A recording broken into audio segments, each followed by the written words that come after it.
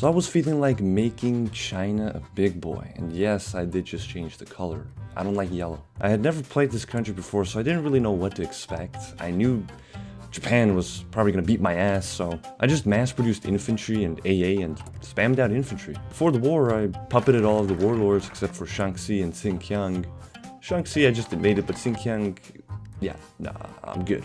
I just ignored that nation. I actually used my puppets in a pretty smart way. Shaanxi was never gonna join the war, so I'd have a really narrow front to fight. When the day came, they actually did take on Shaanxi, but not on Sanma, who were kind of the backup puppet. They were eating themselves alive with the Shaanxi supply. And I actually was surprised how well I was doing, or kind of rather how bad the Japanese were at their job. They couldn't push a single tile. I also let them land on the coast so I could just easily wreck them and cause really insane casualties. I recorded this on a different day, so the color resets, so I just put it back. It had been like 2 years now, and I was making my divisions more offensive oriented until this happened.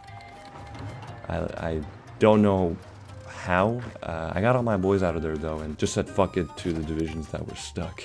I would be banned right there if I did that in multiplayer. Now this did drop my morale by a decent bit, but I actually realized this could help me a lot. Japan wasn't at war with them, so the commies literally just blocked the Japanese from being able to attack me. I just had to make sure I had control over the commies. They were ravaging through the country. However, I saw the capital was open, and seeing how it was mountain tile and how bad my divisions were at pushing even plains tile, I decided to just take the opportunity and cap him. The commie wall plan was scrapped, so the fight was on again with the Japs. I lost some tiles, it was kind of scary honestly, but they did eventually stop. Them capturing Beijing was great because now I had somewhere to place a spy, and all of the Japanese planning bonus, which is a large part of their doctrine, just disappeared. So I was pretty much unpushable. Having some breathing room now, I annexed Guangxi because they had a big industry, which helped me a lot, but would make me more vulnerable to landings, and also Indochina, which I forgot about. I actually got jump scared when they annexed it. It was a race to who could get to Indochina first. I did, and I couldn't get all of it, but I got the only part that mattered. The supply hub on the coast, which made this front unpushable for the Japanese. Now, they did land in Guangxi and got a port, and I could not push them out. This little bubble got bigger and bigger until it burst in half, but still sort of survived at least the right part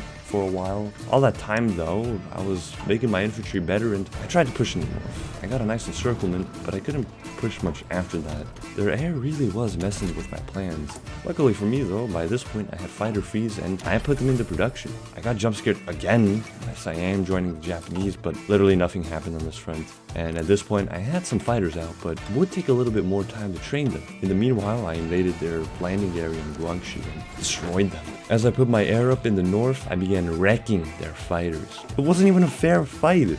And the Beijing offensive commenced, in which I completely destroyed them. It was like night and day compared to my previous attempted offensives. I don't know how, but it's like a win flick switch. I just began winning everything by just having green air. I didn't even have CAS. It was kind of weird, honestly. I don't get how it worked. The Beijing offensive turned into the Manchurian offensive, and after I capped them, turned into the Korean offensive. Once I easily took the north, Japan sent a peace deal. They'd leave the continent entirely and leave Korea independent. Also, I get Taiwan. Of course, I accepted it. I was not going to be able to land in Japan for probably half a decade. Navies take a long time to build.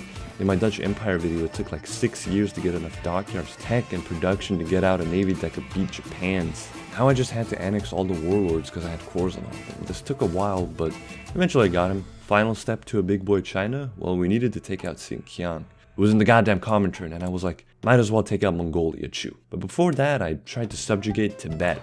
They refused, and so I just invaded them. Easy.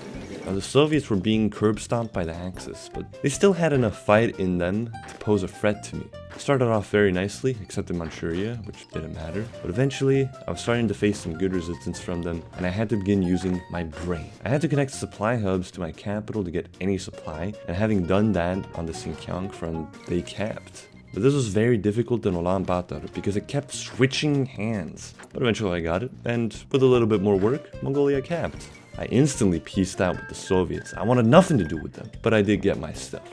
This game wasn't anything too crazy. It was very, very frustrating at times, but I got there in the end. Would I play this country again? I don't know. I thought it was fine. Aggravating, but fine. Anyways, thank you and have a nice day or night.